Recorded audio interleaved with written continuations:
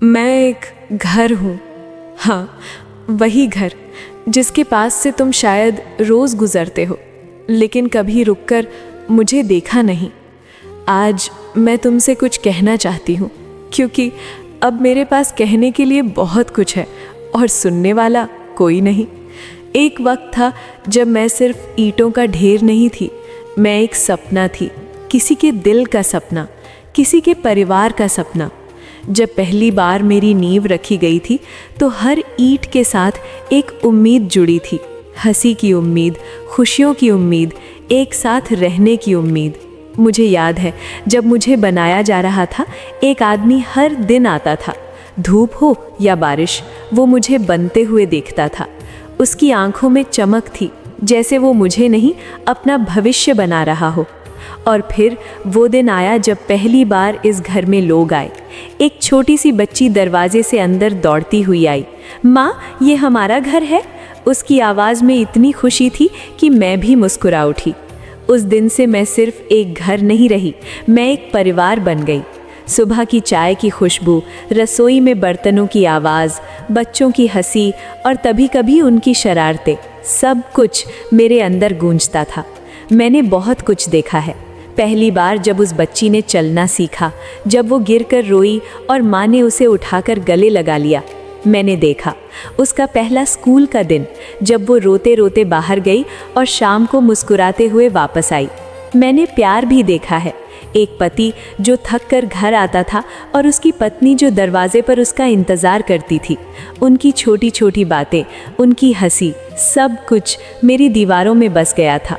त्योहारों के दिन तो जैसे मैं जिंदा हो उठती थी।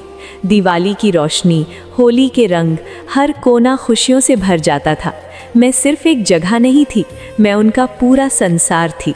लेकिन समय कभी एक जैसा नहीं रहता। धीरे धीरे सब कुछ बदलने लगा। बच्चे बड़े हो गए और अपने अपने सपनों के पीछे भागने लगे।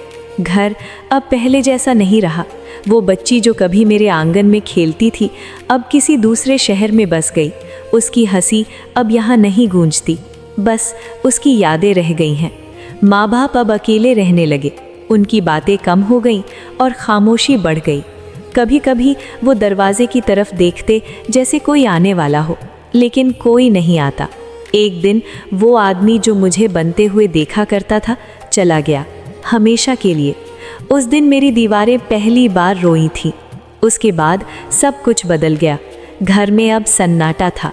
माँ अक्सर अकेली बैठी रहती, कभी मेरी दीवारों को देखती और चुपचाप रो देती। फिर एक दिन वो भी चली गई और मैं पूरी तरह अकेली हो गई। अब ये घर नहीं, बस एक खाली जगह हूँ।